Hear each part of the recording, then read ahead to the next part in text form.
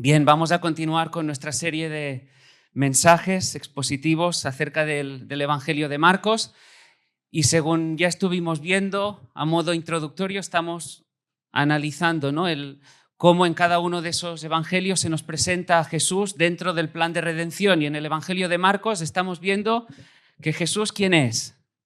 Venga, va. El Rey que se hizo siervo y vino a dar su vida en rescate por muchos. Sí, el Rey que dejó su gloria y se hizo siervo, el Rey que se humilló, se hizo siervo y vendría a entregarse por cada uno de nosotros, por aquellos que el Padre le había dado como ese regalo de amor. El Rey hecho siervo, el Rey tiene un propósito, tiene un plan y avanza imparable. ¿Sí? Es lo que hemos estado viendo a lo largo de estos últimos mensajes. No hay nada ni nadie que pueda detener los planes y propósitos del Señor. Y el Señor Jesús en ese Evangelio de Marcos vemos que sigue un ritmo trepidante. ¿Sí? Los pasos no se detienen. Él sigue.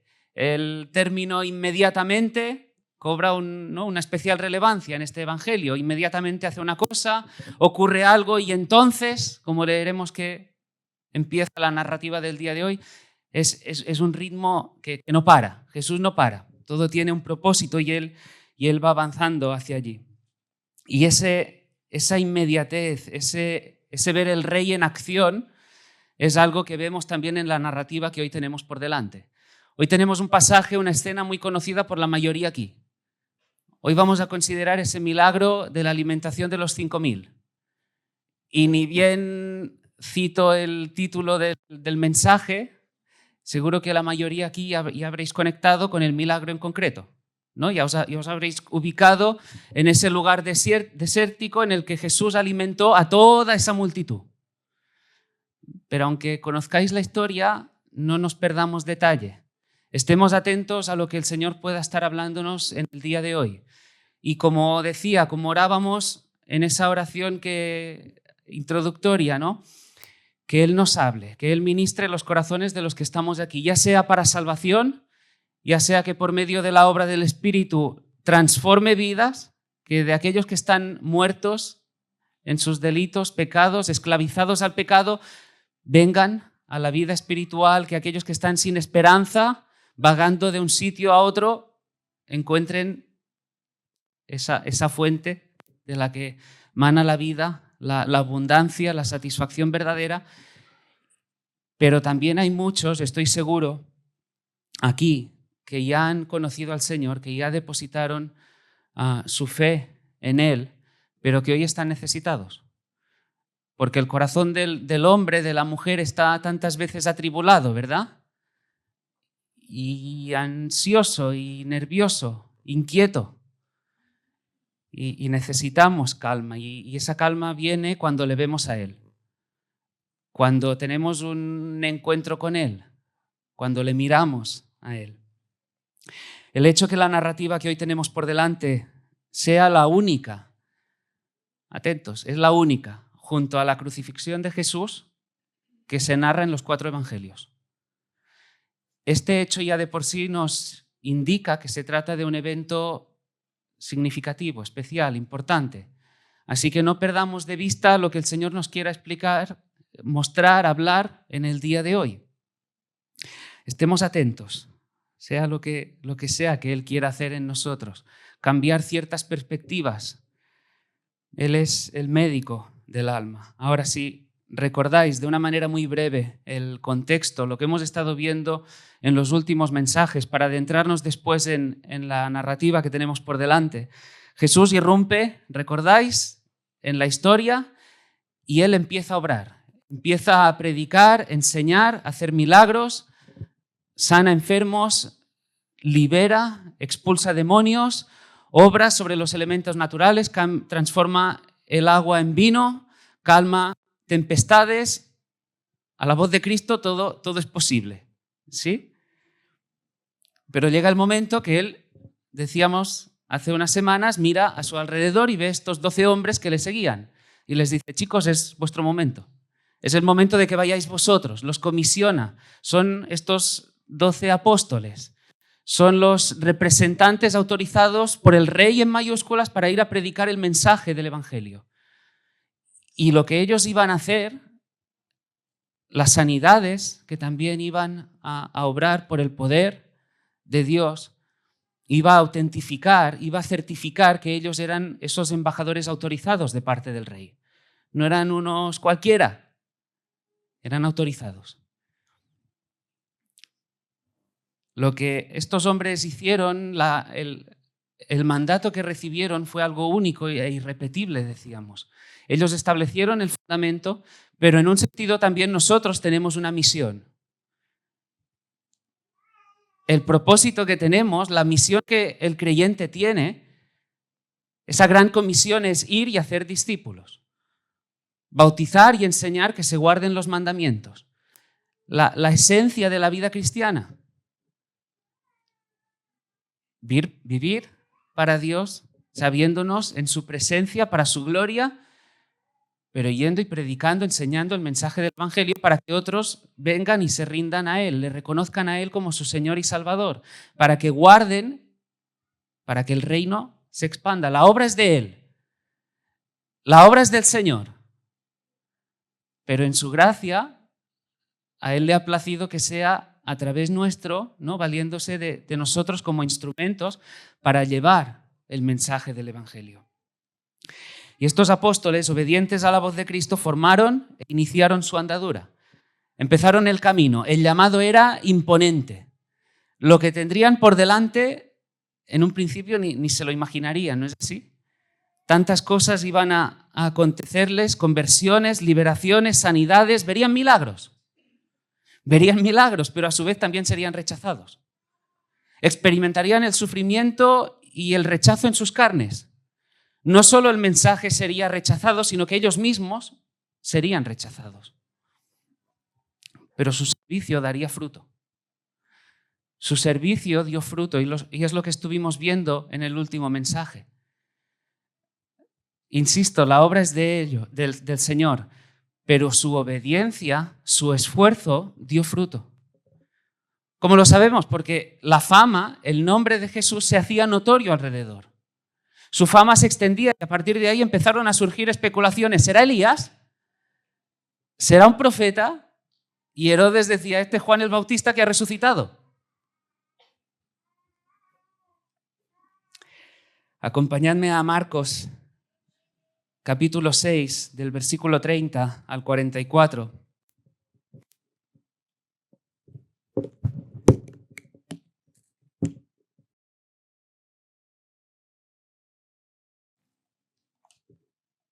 Dice así: Entonces, los apóstoles se juntaron con Jesús y le contaron todo lo que habían hecho y lo que habían enseñado. Él les dijo, venid vosotros aparte a un lugar desierto y descansad un poco, porque eran muchos los que iban y venían, de manera que ni aún tenían tiempo para comer. Y se fueron solos en una barca a un lugar desierto. Pero muchos los vieron ir y le reconocieron. Y muchos fueron allá a pie desde las ciudades y se llegaron antes que ellos y se juntaron a él. Y salió Jesús y vio una gran multitud y tuvo compasión de ellos, porque eran como ovejas que no tenían pastor, y comenzó a enseñarles muchas cosas. Cuando ya era muy avanzada la hora, sus discípulos se acercaron a él diciendo, el lugar es desierto y la hora ya muy avanzada. Despídelos para que vayan a los campos y aldeas de alrededor y compren pan, pues no tienen qué comer. Respondiendo él les dijo, dadles vosotros de comer. Ellos le dijeron, que vayamos y compremos pan por 200 denarios y les demos de comer. Él les dijo, ¿cuántos panes tenéis? Y vedlo. Y al saberlo, dijeron 5 y 2 peces. Y les mandó que hiciesen recostar a todos por grupos sobre la hierba verde. Y se recostaron por grupos de 100 en 100 y de 50 en 50. Entonces tomó los 5 panes y los 2 peces y levantando los ojos al cielo bendijo y partió los panes y dio a sus discípulos para que los pusiesen delante y repartió los 2 peces entre todos. Y comieron y se saciaron y recogieron de los pedazos 12 cestas llenas y de los que sobró de los peces. y los que comieron eran 5.000 hombres. Es una escena conocida, ¿verdad? La alimentación de los 5.000. Ahora, como os decía, vayamos por partes, vayamos avanzando poquito a poquito. En primer lugar, hemos hecho referencia a esa gira misionera que emprendieron los 12. Jesús los comisionó y les dice: ahora id vosotros, vais a ir de 2 en 2. En aquel momento, ellos se iban a separar del Señor. No iban a estar con Él físicamente. Sí que su poder iría con ellos, pero en aquel momento sería la primera ocasión en que ellos iban a emprender sus pasos sin el Maestro. Y pasadas las semanas, pasados los meses, no sabemos cuánto tiempo fue, se juntan de nuevo con Él. Se reencuentran con Jesús. La experiencia de este tiempo habría sido intensa, intensísima, muy, muy intensa. Predicando, enseñando, haciendo milagros, y ahora estaban de nuevo con Él. Ahora se veían de nuevo cara a cara. Y todos aquí hemos experimentado la sensación, el deseo, sí, cuando hemos ido de viaje y volvemos y alguien nos espera y tenemos ganas de contarle. Tenemos ganas de explicarle todo lo que hemos vivido, traer a memoria todo lo que nos haya acontecido, compartirle. Ahora, imagínate en el caso de estos 12. No se lo iban a contar a cualquiera, se lo iban a contar a Jesús.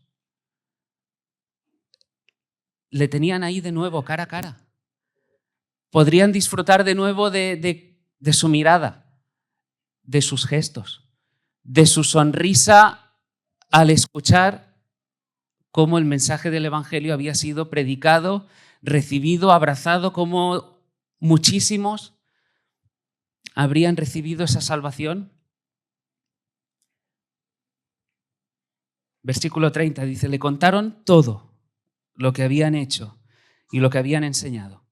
Estarían con esa emoción, con ese deseo ardiente en el corazón de contarle a Jesús todo lo que habían vivido. Seguro que habría también experiencias duras que explicar. Pero en ese sentido también podrían explicarle cómo habían resistido por su gracia. Pero tan cierto como había ese deseo, tan cierto como que había en ellos ese anhelo de poder contarle a Jesús, ahora que se reencontraban, hay una verdad que nos dice este texto, que estos 12 apóstoles estaban agotados. Estaban agotados, estaban cansados, estaban reventados. Habían estado, como decía, días, semanas, meses de un sitio a otro, recorriendo aldeas, ciudades, llevando el mensaje, predicando, enseñando, haciendo milagros, sufriendo persecuciones, siendo rechazados. Todo eso habría sido motivo más que evidente para que pudiesen estar, ¿verdad?, cansados. A la vez tuvieron que lidiar con todo tipo de situaciones. Tuvieron que enfrentar todo tipo de problemas. Eso es lo que ocurre en el ministerio. Es lo que se experimenta en el servicio. Es lo que todo creyente que sirve al Señor puede testificar haber experimentado. Cierto grado de cansancio. Hay un cansancio, agotamiento físico, también mental. A veces es peor el agotamiento mental que el físico. El ministerio es, en un sentido, agotador. Está lleno de bendición, está lleno de alegría. Es una alegría servir al Señor, es una alegría responder al llamado. Pero siempre hay necesidades. Siempre hay necesidades alrededor. Este local ahora mismo está lleno de necesidades. Ahí fuera hay necesidades. Hay gente que necesita escuchar el mensaje del Evangelio porque a día de hoy está perdida, está sin esperanza. Tienen un problema que se llama pecado y están dándole la espalda a Dios. No están reconciliados con Él. Hay gente con necesidad, porque a pesar de que quizá hayan reconocido a Cristo, estén ya unidos a Él por la fe, necesitan ser discipuladas, necesitan ser enseñadas, necesitan avanzar, crecer hacia la madurez. Dejar de ser niños para seguir avanzando. Hay personas que necesitan el consejo de otros para seguir creciendo en santidad. La iglesia se necesita mutuamente para poder seguir creciendo en el conocimiento de Dios. Hay hogares necesitados. Hay crisis matrimoniales. Hay crisis que experimentan los padres, madres en lo tocante a la crianza de sus hijos. Situaciones que no saben cómo enfrentar, cómo resolver, cómo orientar, cómo aconsejar a su hijo y pidan ayuda. Y está bien, porque es en el marco de la iglesia que nos apoyamos, que suplimos las necesidades, que vivimos unos con otros.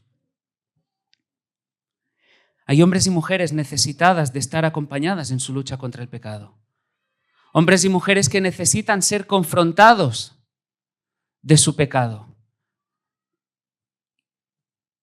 y darles la mano para seguir avanzando. Porque hay luchas que duran y necesitan quizá a alguien a quien está rindiendo cuentas. Y claro, es un camino en el que tiene que haber varias personas. Hay personas necesitadas de una consejería bíblica para poder tener una visión adecuada, una perspectiva adecuada de su situación, una perspectiva adecuada de los problemas, circunstancias que sobrevengan a su día a día. Personas a las que enseñar, personas a las que corregir, personas a las que, sí, confrontar cuando la situación lo demande. Por amor a ellos, por amor al Señor, como veíamos la semana pasada, guiados por ese temor a Dios. ¿Pero os dais cuenta? Así, rápidamente, pero hay necesidades, ¿sí o no? ¿Tú tienes necesidades? Yo las tengo. Y necesito a alguien. Con todo eso, rápidamente uno se da cuenta de decir, claro, hay un servicio, hay determinados servicios que pueden llegar a ser agotadores. Mira, mi primera pregunta es, ¿tú has experimentado este tipo de cansancio? ¿Has experimentado ese grado de cansancio? No te pregunto si llegas a casa cansado del trabajo. No te estoy preguntando eso. Te estoy preguntando si has experimentado ese tipo de cansancio que viene por servir, por cubrir las necesidades de los demás. Ese tipo de cansancio que viene por causa de involucrarte en la iglesia, por causa de comprometerte con los hermanos y de ese compromiso que como creyente adquieres de ir y predicar el Evangelio. ¿Has experimentado ese tipo de cansancio? Si no lo has experimentado, es que no estás atendiendo la vocación, el llamado de Dios para tu vida. No estás enrolado en la misión. Hay un propósito, hay una comisión, ir y hacer discípulos, bautizando y enseñando. ¿Estás ahí? El mensaje creo que puede ser sencillo, pero a su vez muy directo. Las palabras de la enseñanza que se extrae del texto, de las palabras del Señor Jesús, pueden ser muy claras, muy directas al corazón, como va Él siempre.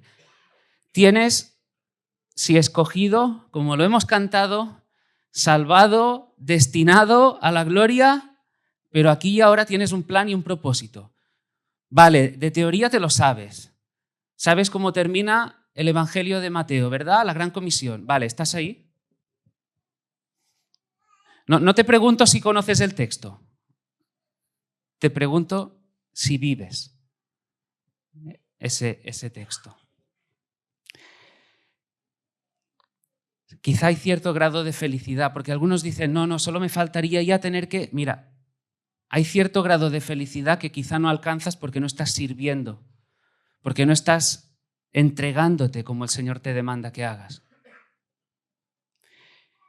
Ahora, quizá hay muchos de aquí que dicen, no, yo estoy sirviendo, y es una realidad. Gracias al Señor hay muchos que se están levantando y que están sirviendo al Señor y están experimentando este tipo de cansancio. Entonces, descansa, aprende a descansar. No te estoy diciendo, vale, ya has empezado a servir, ahora para y tómate un... No, aprende a descansar, aprende a descansar. Jesús ve el agotamiento de los discípulos, rápidamente reconoce el cansancio que presentan y fijaros, les dice, versículo 31, venid vosotros aparte a un lugar desierto y descansad un poco. Y Marcos agrega, porque eran muchos los que iban y venían, de manera que ni aún tenían tiempo para comer.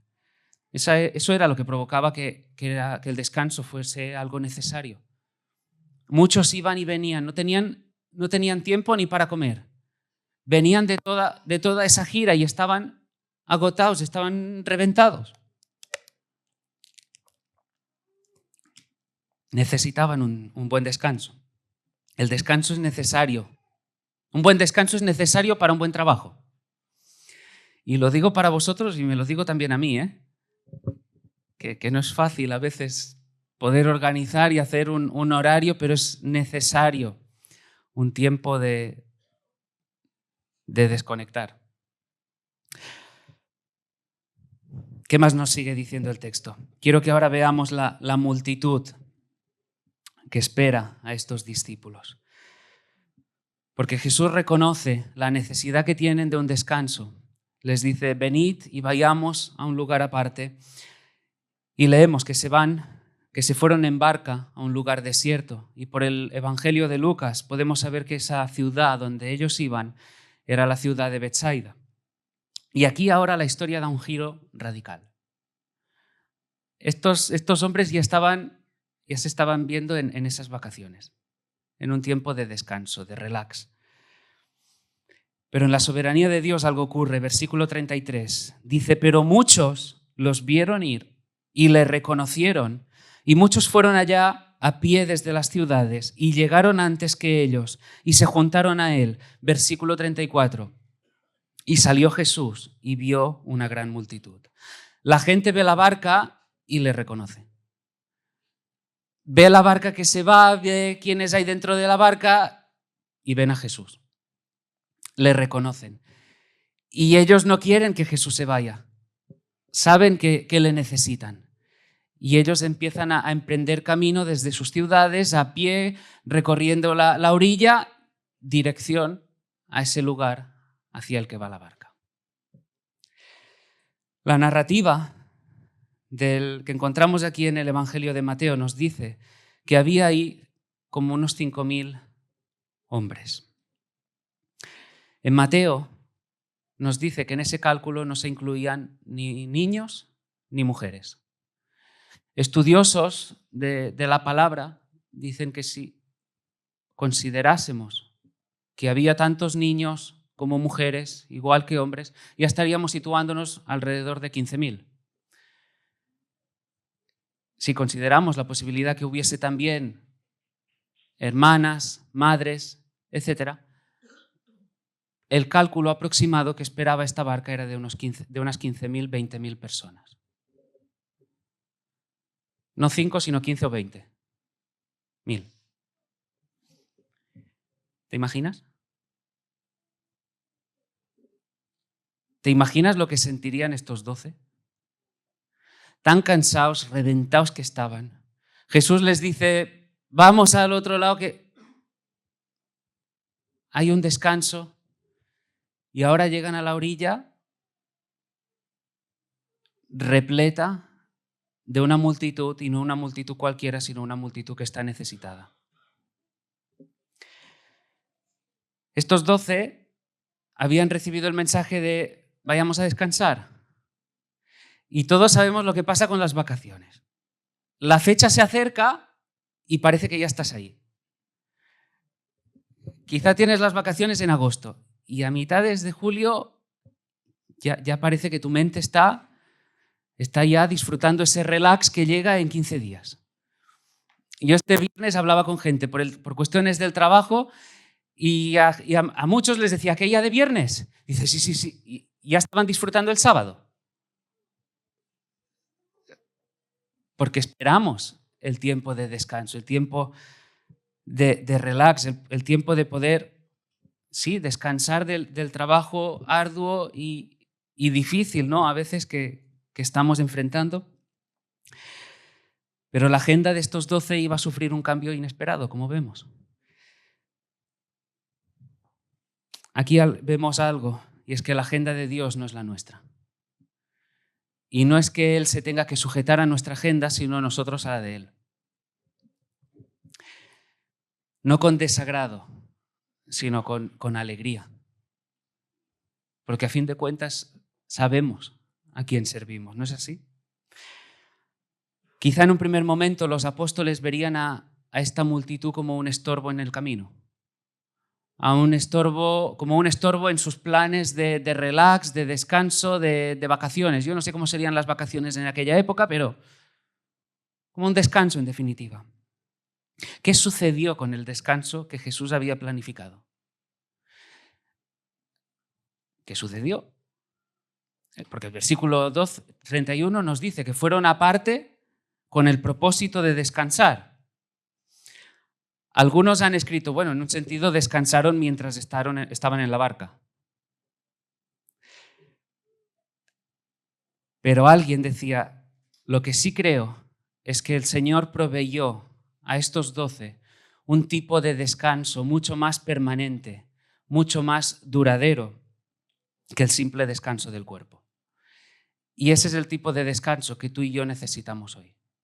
El tipo de descanso, más allá de esa desconexión que puedas tener el fin de semana, la desconexión que puedas tener en vacaciones, el tipo de descanso permanente, duradero, que aquieta el alma en situaciones adversas, ese es el que necesitamos. Jesús estaba colocando a estos 12 en una situación muy concreta, una situación tan concreta que les llevaría a experimentar esa promesa de que Él renueva las fuerzas, que Él da esas fuerzas al cansado, cuando parece que no hay ninguna, cuando parece que ya estás lo más extenuado, que ya estás, que ya no puedes, y viene el Señor y renueva esas fuerzas. Hay situaciones en las que no tenemos tiempo para descansar, pero es en esas mismas situaciones donde Él hace un despliegue, despliega toda su bondad, toda su gracia, todo su poder, cuando no tenemos fuerzas. En su soberanía, en el marco de sus tratos providenciales para nosotros, para cada uno de los que estamos aquí, todos lo habremos experimentado. Situaciones intensas, muy intensas de la vida, vivencias muy cargadas una tras otra. Y a veces parece que no hay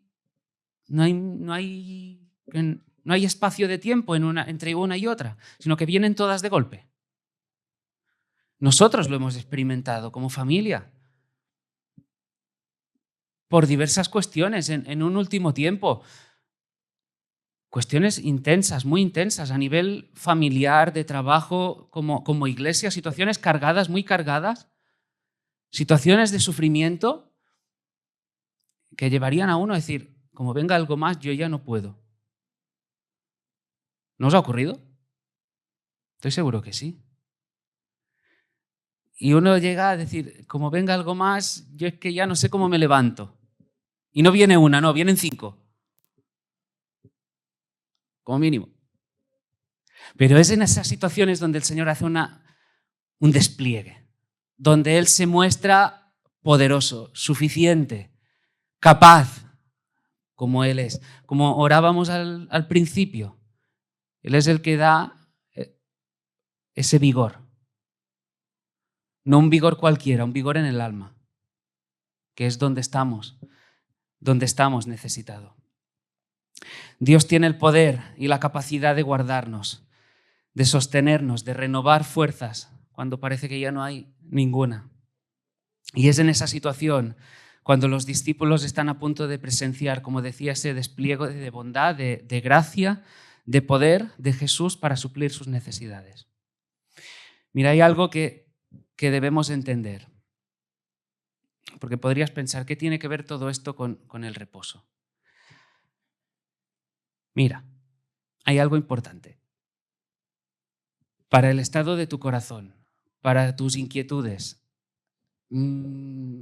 ese nerviosismo, ese afán, ese todo que a veces parece que te tambalea, que te hace perder el norte, la visión adecuada de las cosas. El cansancio del alma, escúchame, el cansancio del alma no proviene de tus circunstancias adversas. El cansancio del alma no proviene de tus problemas. El cansancio del alma viene de perder de vista a Jesús. Puedes estar pasando y atravesando la aflicción que sea, el problema que sea, en el área que sea. El cansancio no está en ese problema en concreto. El cansancio viene cuando pierdes de vista al Señor. El cansancio viene cuando pierdes de vista su gracia, cuando pierdes de vista su bondad, su misericordia, el gozo que hay en Él, cuando pierdes de vista su poder, cuando pierdes de vista su santidad, cuando pierdes de vista su sabiduría. Cuando le pierdes de vista a Él, entonces sí, estás inquieto. Por eso necesitamos más que nunca, cualquiera que sea la situación, decir, yo Señor te necesito verte. Necesito ver quién eres, cómo eres. Y ahí el alma se aquieta. Y cuando la multitud empieza a llegar, Jesús no la ve como una molestia.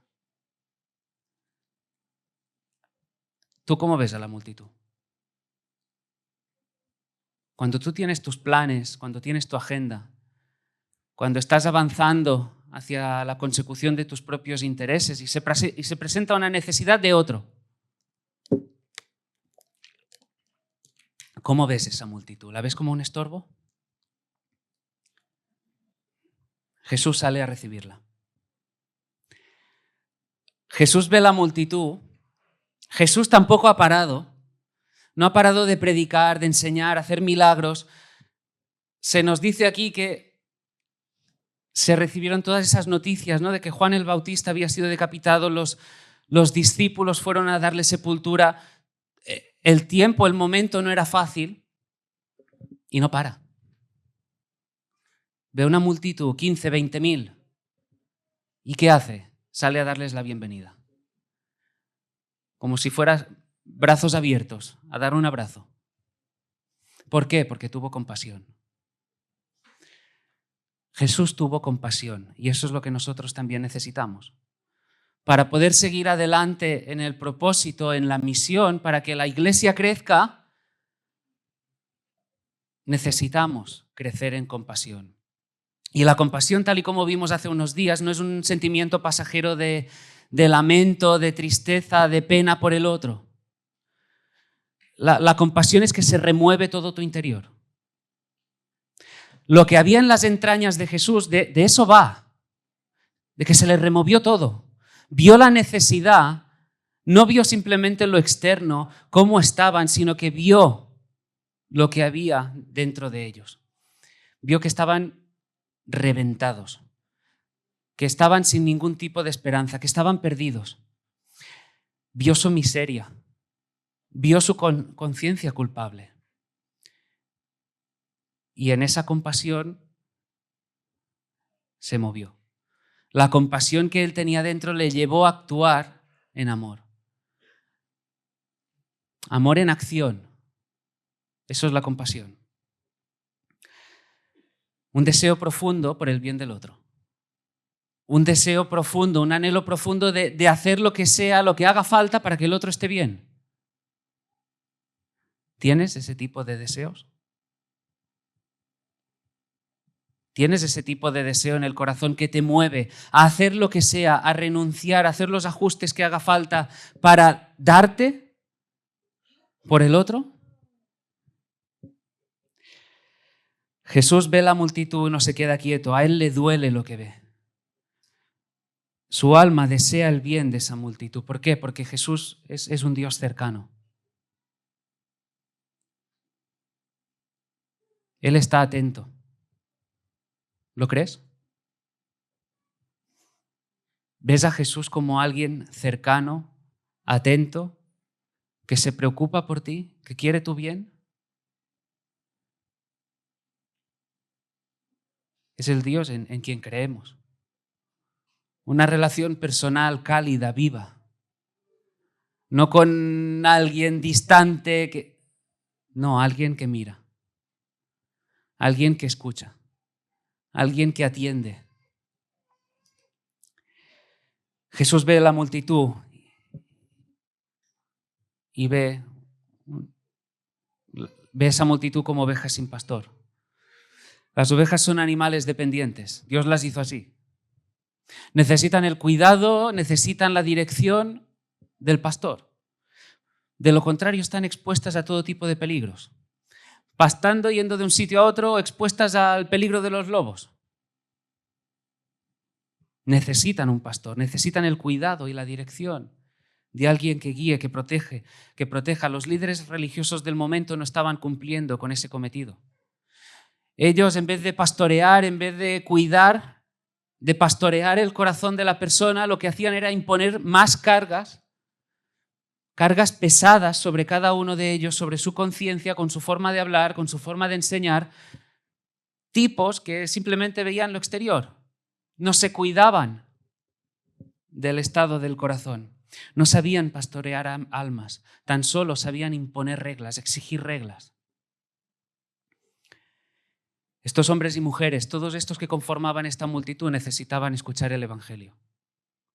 Fijaros, hay algo muy significativo. ¿Qué hace Jesús? Versículo 34. Porque Jesús ve la multitud, ve la necesidad que tiene, ve que necesitan alimento, ve que necesitan protección, que necesitan sustento, que necesitan cuidado. ¿Y qué hace? Comenzar a enseñarles. ¿Quieres ser pastoreado? ¿Estás necesitado? Ahí va la palabra. Y Jesús empieza a enseñar. Jesús empieza a tratar con su corazón hablándoles. Palabra de Dios. Eso fue lo que Él les proveyó. No les proveyó otra cosa. Enseñanza, aplicación. Estuvo ministrando su corazón. Es la forma que tuvo de mostrar su compasión, enseñando la palabra.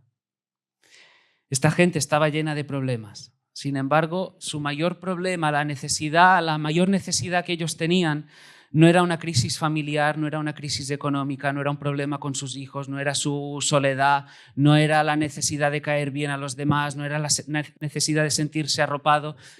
Su problema era llenar el vacío que tenía dentro. Cada uno de estos hombres y mujeres tenía un vacío dentro, en su corazón inmenso, que nada ni nadie podía llenar, ese tipo de vacíos que solo Dios puede llenar. Y Él empieza a enseñarles. Y la enseñanza se va extendiendo, se va alargando en el tiempo. Y las horas van avanzando. Es lo que vemos en los versículos 35 y 36. Dice, cuando ya era muy avanzada la hora, sus discípulos se acercaron a Él diciendo, el lugar es desierto y la hora ya muy avanzada. Despídelos para que vayan a los campos y aldeas de alrededor y compren pan, pues no tienen que comer. No sé si los discípulos se empezaron a preocupar por la multitud. Dijeron, estos ya mismo van a tener hambre. O quizá estaban viendo ya la oportunidad de quedarse a solas con el Señor y disfrutar ahí sí ya de un merecido descanso. Pero Jesús les iba a mostrar algo a través de lo que veremos a continuación. El contexto lo vemos. Hay una multitud. 15, 20.000 personas, tranquilamente. Se dice rápido. No están en medio de la ciudad, están en un lugar desierto. No hay tiendas alrededor.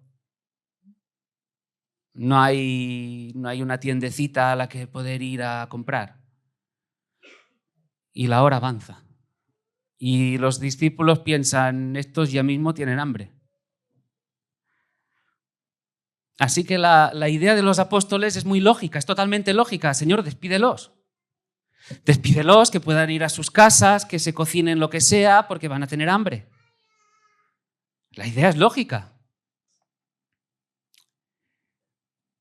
Es tarde, la gente empezará a tener hambre. Y si miramos alrededor, Señor, ¿qué quieres que hagamos? Claro, el problema estaba en esa lógica que estaba siguiendo ese grupo de apóstoles.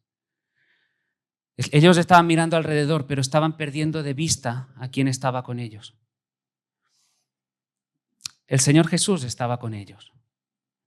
Y eso es lo que ellos habían perdido de vista. ¿Recordáis el primer milagro que hizo Jesús en su ministerio? Convertir el agua en vino. Transformar un elemento. Calmó también tempestades. Sabían los discípulos que Jesús podía obrar cualquier milagro. ¿Qué ocurrió? Le habían perdido de vista. Estaba con ellos, sí, y ellos le veían. Pero en un sentido, lo habían perdido de vista. Necesitaban recobrar, tener una visión mejor y mayor de las cosas, de lo que estaba aconteciendo. Estaban tan enfocados en el problema que habían perdido de vista la solución que tenían ahí mismo. ¿Qué hay de la fe? Cierto grado de incredulidad empezaba a acampar en el corazón de estos hombres. Estaban empezando a sufrir un poquito de miopía espiritual. Estaban perdiendo esa facultad de ver las cosas tal y como son. Y Jesús les dice, dadles vosotros de comer. Y dicen, ¿cómo? Jesús les dice, dadles vosotros de comer. A estos 15, 20.000, dadles de comer. Y ellos, a ver, ¿cómo quieres que hagamos eso? ¿Que hagamos qué? Que nosotros, 12, demos de comer a toda esta multitud. Señor, la noche está avanzada y aquí no hay tiendas. ¿Y cómo iríamos a comprar?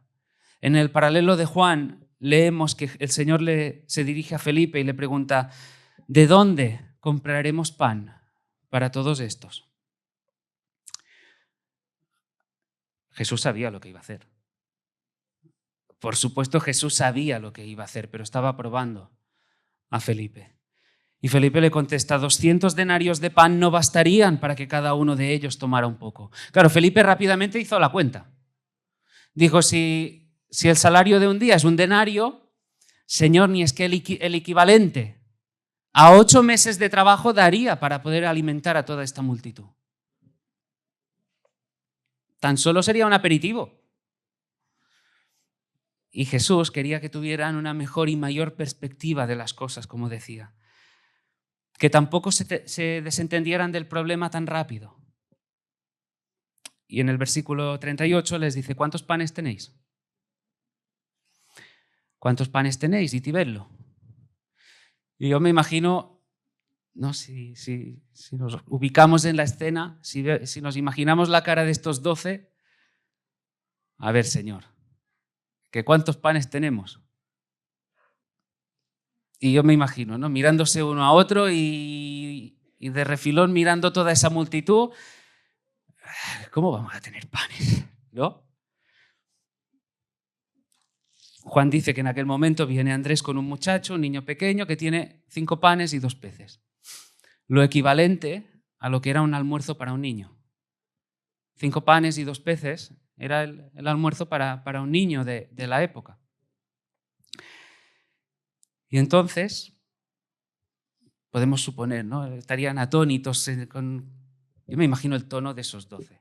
5 panes y 2 peces. Como una desesperación y cierta decir, oye, Señor.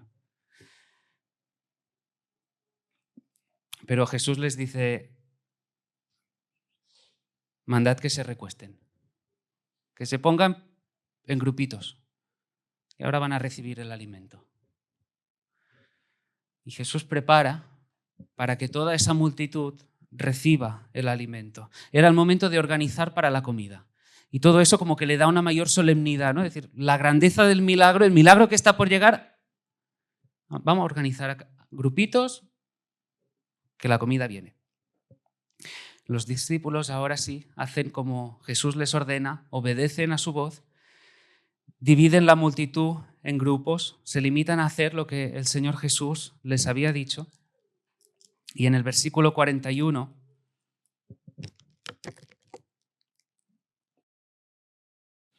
leemos: entonces tomó los 5 panes y los 2 peces, y levantando los ojos al cielo, bendijo y partió los panes, y dio a sus discípulos para que los pusiesen delante.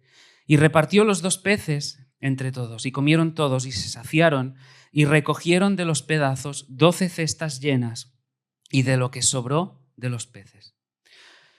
Los evangelios no nos dicen cómo ocurrió el milagro.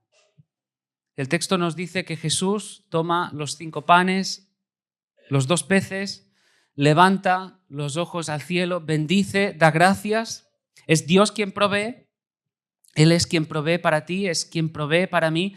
De Él provienen todas las cosas, de Él proviene nuestro sustento. A Él damos las gracias.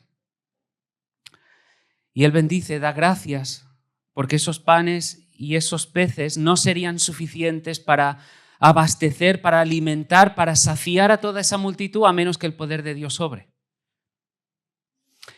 Y entonces empieza a partir los panes, los peces, y por asombro de todos, ¿hay para todos? ¿Y las sobras? Y uno diría, ¿qué sobras? ¿Hubo sobras? Se llenaron aún 12 cestas después. Y vemos aquí a Jesús replicando el milagro de Moisés en el desierto. Estos apóstoles y Jesús, cuando estaban con la multitud delante, estaban en un desierto. ¿Os recordáis al pueblo dirigiéndose a la tierra prometida? También el Señor proveyó ahí en medio del desierto. 2 eventos que se conectan en el Evangelio de Juan. En el capítulo 6, versículo 32 dice: y Jesús les dijo, de cierto os digo, no os dio Moisés el pan del cielo, mas mi Padre os da el verdadero pan del cielo, porque el pan de Dios es aquel que descendió del cielo y da vida al mundo. Versículo 34, le dijeron, Señor, danos siempre este pan. Versículo 35, Jesús les dijo, yo soy el pan de vida, el que a mí viene nunca tendrá hambre, y el que en mí cree no tendrá sed jamás. Estas fueron las palabras pronunciadas después del milagro. Este milagro es una demostración, es una ilustración, una representación perfecta del mensaje del Evangelio. Cristo vino al mundo a saciar el alma necesitada. Cristo vino al mundo a saciar el alma que estaba hambrienta. Él dio su propia muerte, porque Jesús es un Salvador compasivo, es un Salvador bondadoso, el que se entregó por aquellos que el Padre le había dado. Juan 6, 48, 51. Yo soy el pan de vida. Vuestros padres comieron el maná en el desierto y murieron. Este es el pan que desciende del cielo, para que el que de él come no muera. Yo soy el pan vivo que descendió del cielo. Si alguno comiere de este pan, vivirá para siempre. Y el pan que yo daré es mi carne, la cual yo daré por la vida del mundo. Jesús es el pan de vida. Y este milagro no es más que el preámbulo del banquete de salvación que Jesús iba a ofrecer por medio de su sacrificio en la cruz del Calvario. Este milagro, escúchame bien, no es más que el preámbulo del banquete de la salvación que Jesús iba a ofrecer en la cruz. Ahora, y para ir recapitulando y para ir cerrando el mensaje, ¿qué aplicaciones podemos extraer de toda esta narrativa para nosotros? En primer lugar, el milagro es una demostración asombrosa de la deidad y del poder de Jesús, como también es una demostración de su misericordia, es una demostración de su bondad, es una demostración de su compasión, de su tierno cuidado.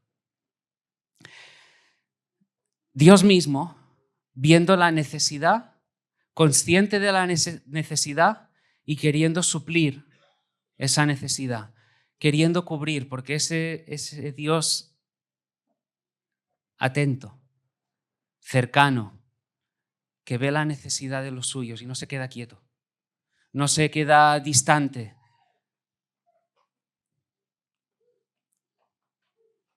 Jehová Jireh, uno de sus nombres, el nombre que encontramos en el Antiguo Testamento, conmemorado por Abraham. En el relato de Génesis sabemos que Jehová había prometido a Abraham un hijo. Nacería Isaac. Y podemos imaginar lo que supondría ese niño para un padre que tanto anhelo tenía por un niño, ¿verdad? Y en cierta ocasión Dios diría, voy a probar a Abraham. En cierto sentido, porque Abraham necesita aprender algo. Abraham necesita experimentar algo. Necesita entender algo. Y Dios se dirige a Abraham y le ordena que vaya a la tierra de Moriah y allí ofrezca a su hijo, a Isaac, en holocausto. Y podemos suponer lo que supondría, ¿verdad? Escuchar esas palabras. Lo que a un padre le supondría escuchar esas palabras. Ve y sacrifica a tu hijo. Y Abraham, obediente a la voz de Dios, se dispone para ello. Se dirige al lugar que Dios le ha dicho. Toma el cuchillo, coge la leña y a su hijo le dice, vente conmigo. Y claro, el pequeño llega un momento, pienso yo, durante el camino que se da cuenta de algo. Papá, si vamos a ofrecer sacrificio, ¿dónde está el cordero?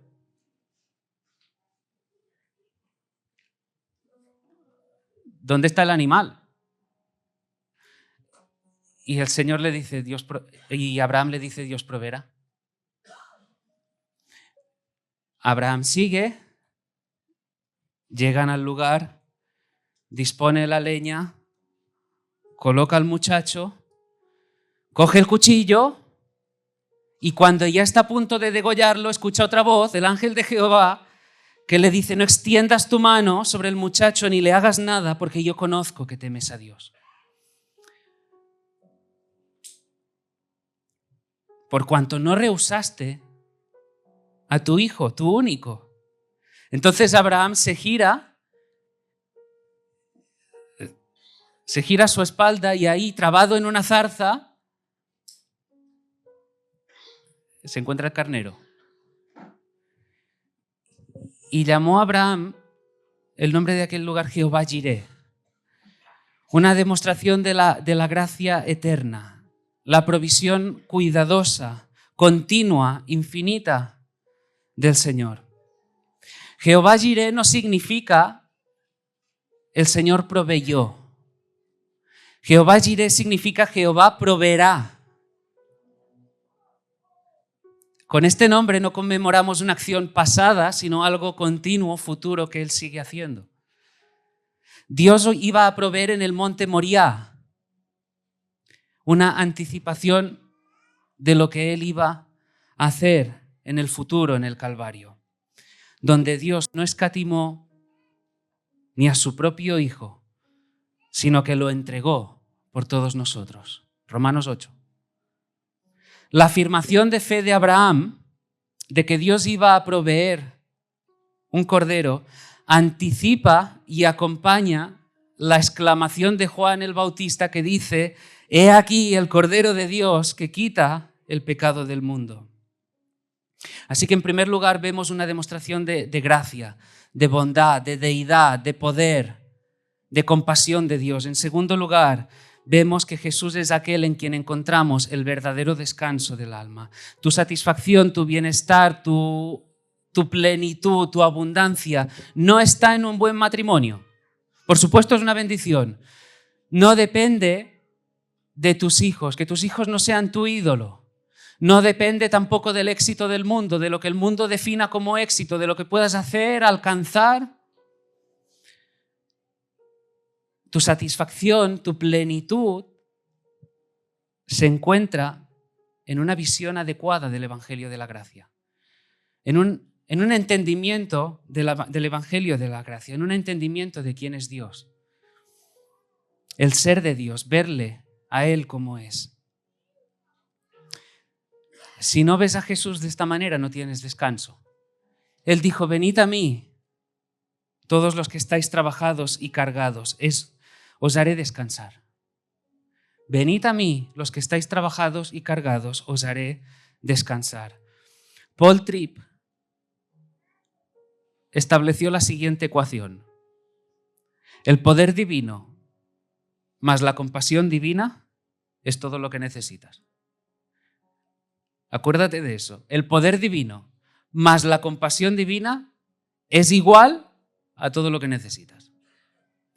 Esta es la ecuación, dice Paul Tripp. Mi Dios proveerá, mi Dios suplirá conforme a sus riquezas en gloria en Cristo Jesús. Él dará lo que necesitas. No es un Dios tacaño, es generoso. Conforme a sus riquezas en gloria dará lo que necesitas, lo que Él sabe que necesitas en cada momento. En tercer lugar, las necesidades de los demás. La necesidad de quien sea que esté a tu alrededor no es un obstáculo en tu camino. No es una interrupción en la consecución de tus planes. No es una piedrecita en tu agenda. Puede que algunos lo hayan estado viendo así. Algunos tienen sus agendas, tienen sus intereses, tienen sus planes, saben lo que quieren hacer, lo que quieren conseguir, y como alguien se les cruce y se meta por medio,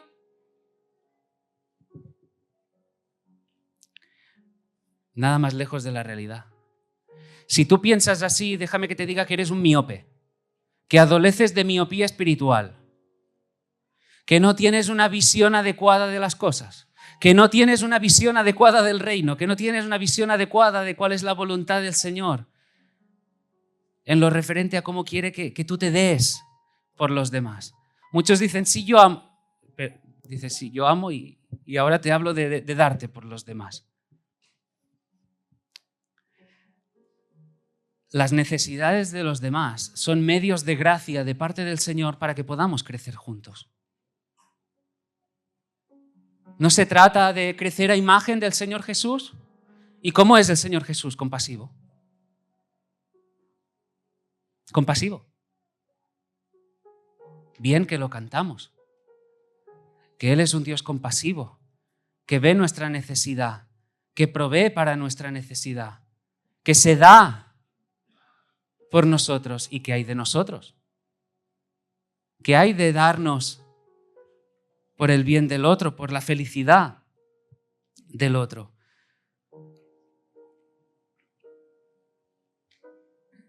Hay algunos que quizá no necesitan descanso, como estos 12, porque no están implicados en la misión. Estos 12 estaban cansados, estaban reventados.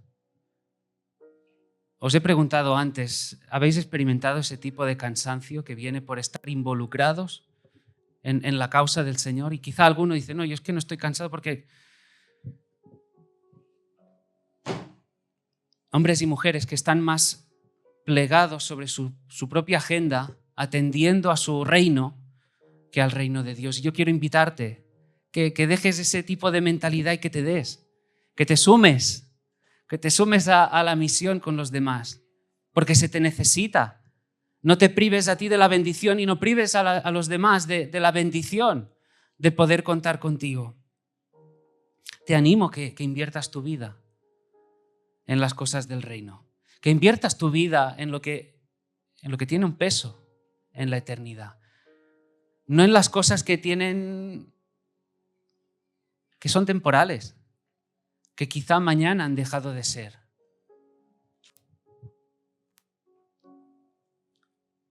Quizá no sabes en qué involucrarte. No te estoy hablando de que te pongan una etiqueta de responsable de o de encajar en algún tipo de organización, algo así. No, tan solo te estoy pidiendo algo.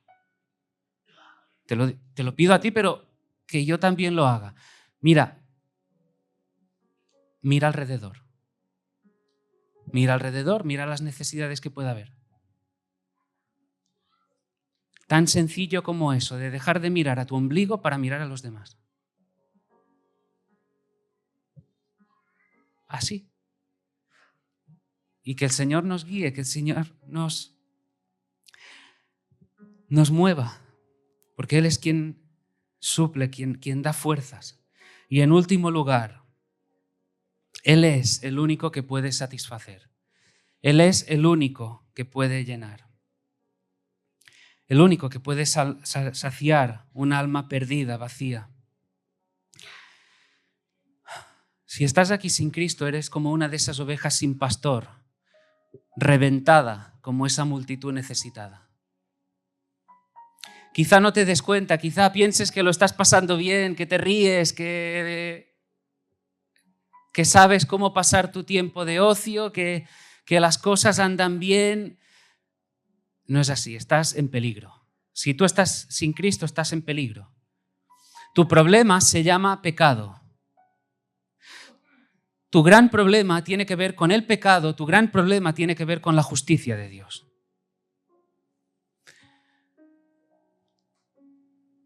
Todas las cosas están desnudas delante de aquel a quien tendremos que dar cuentas. Y si tú estás aquí sin Cristo, tienes un problema llamado pecado, tienes un problema con la justicia de Dios. Es por eso que Jesús vino para salvar, para redimir, para reconciliar, para saciar el alma hambrienta. Él dijo, yo soy el pan de vida. Fijaros, hemos dicho, el milagro se hizo cerca de Betsaida. Es algo importante. En cierta ocasión, y ya termino, en cierta ocasión Jesús dijo, ¡ay de ti, Corazín! ¡Ay de ti, Betsaida! Porque si en Tiro y en Sidón se hubieran hecho los milagros que han sido hechos en vosotras, tiempo a que se hubieran arrepentido en cilicio y ceniza. Por tanto os digo que en el día del juicio será más tolerable el castigo para Tiro y para Sidón que para vosotras. Tiro y Sidón eran dos ciudades idólatras. La idolatría es pecado. Como tantas otras cosas son pecado. Pero ¿por qué iba a ser peor el castigo para Betsaida? Porque por causa de su incredulidad habían rechazado al Salvador. Habían rechazado a Jesús. Si estás aquí sin Cristo, Él acaba de ser presentado. Jesús acaba de ser presentado como el único a través del cual hay salvación. Únicamente por la fe en Él, en su vida, en su muerte, su resurrección. No hay nada ni nadie en quien haya salvación si no es a través de Él. Y no hay nadie, ninguna otra cosa que pueda saciar un alma hambrienta como Él. Que el Señor obre en su iglesia. Amén.